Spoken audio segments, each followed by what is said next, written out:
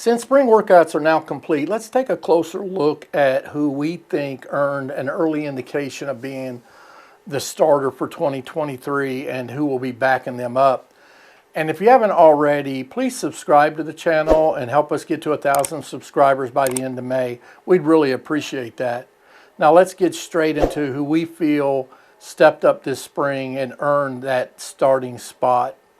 Now, since Casey, Thompson, Smothers, and Torres have all hit the portal, let's take a closer look at the most obvious position on who will be starter, and that's the quarterback position. I'm sure we all feel with who's left that Sims is the clear-cut starter for quarterback number one.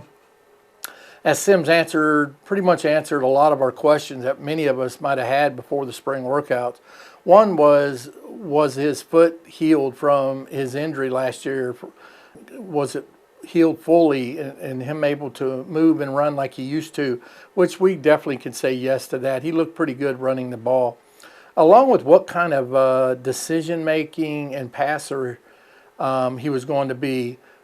We all knew he could run, but wanted to see how accurate his throwing was, which for the most part was pretty good. We really didn't see many long throws, many deep throws. I kind of worry about how accurate he's going to be in that area, as they only really took one shot downfield, and that one was pretty off. The receiver was open by a few yards, and he missed him, but there's not many that could, hit that deep throw very well.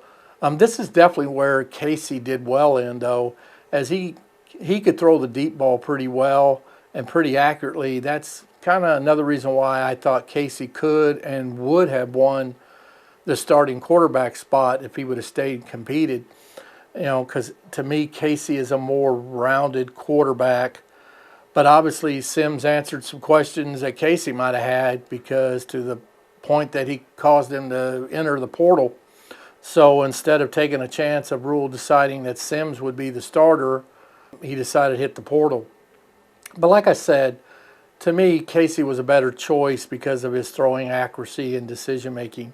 And Casey isn't as fast of a runner and not as established as a runner, but he could run the ball when needed to be. So I believe Casey could have ran the read option pretty well. It's hard to believe that Rhule, I don't know what happened to make Casey leave. I have a hard time believing that Rhule thinks that throwing is not important. I can't imagine that he told Casey Thompson, hey, Sims is my guy. Or, it's crossed my mind, because of A.J. Allen leaving too. These are some guys that miss, Casey missed all of spring practice. A.J. Allen missed some time too due to injury. And I'm kind of wondering, were they told that some of them backups that were back behind them last year were ahead of them and they had to earn it, and they just decided to move on? Did Rhule say, hey, I want to give you a chance to compete, but, Harburg looked good in the spring and all that, so right now Harburg's my number two. Maybe even said Purdy was number three, you're going to have to earn your way in. And say with A.J. Allen, did he come back and said Ramir Johnson looked good and, you're going to have to earn your way back, and they decided not to do that? It's really hard to say what happened there. Maybe he did, maybe he didn't. Now, when it comes to the backup role for the quarterback position, this isn't as clear-cut as the starter was, as no one to me really stood out during the spring or even the spring game to say, yes, they're the number two.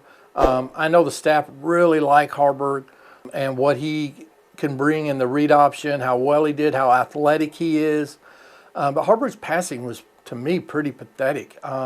He did run the read option very well, don't get me wrong.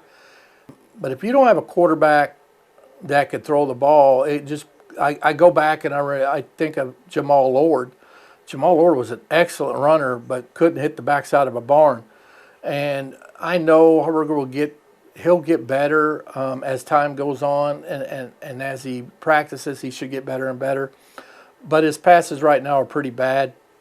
Not sure if that is normal or was it just nerves. Maybe, or does he really look that bad throwing the ball? He looked pretty bad to me in the spring game, but was that nerves? Was it just him having an off day? It could be a lot of things. Now, I know Chubba Purdy's numbers weren't great in the spring game, but keep in mind Chubba did make some good decisions, made some good decisions, get out of there to run, when to pass, and especially when to scramble out and run. And also keep in mind, Purdy was the quarterback on the throwing end of those drop passes by Gilbert. So if and them, trust me, them passes hit him right in the hands. And that was two of them that if you add them two completions with them yardage, Purdy's numbers look pretty decent. So to me, my number two right now, I just thought Purdy looked a little better, mainly in the spring game. So to me, Chubba Purdy's my number two, with Harbor being number three. Now, I do feel that as the season goes on, the summer camp goes on, and maybe even going into the season, I could see, and I do have a feel that Harbor could end up that number two. If he can get that passing down better, he's probably definitely the better option. So as the season goes on, I could see Harbor, coming in his own and maybe taking that number two spot. But he's definitely going to need some work on his accuracy. So to recap the quarterback position, I have obviously Jeff Sims, my number one starter, with Chubba Purdy as the number two quarterback, backing him up, and Harbor right behind him. Harbor right behind him at number three. So that's how we look in the quarterback position. Now, if you would like to show your gratitude by leaving us a small tip, then please use the links in the description below, as we do accept Venmo and the Cash App. Also, to all of you that have left us a tip, please accept our greatest gratitude, as we really do appreciate your kindness. As you know, we're in the service business, and just like a waitress or a waiter, we totally depend on your voluntary tips to help us continue creating, editing, and uploading these videos on the channel. You can also support us on our Patreon page by becoming a Patreon member for extra perks and rewards throughout the year. That's in the link in the description below as well. So again, thank you for your support, and until the next video, go Big Red.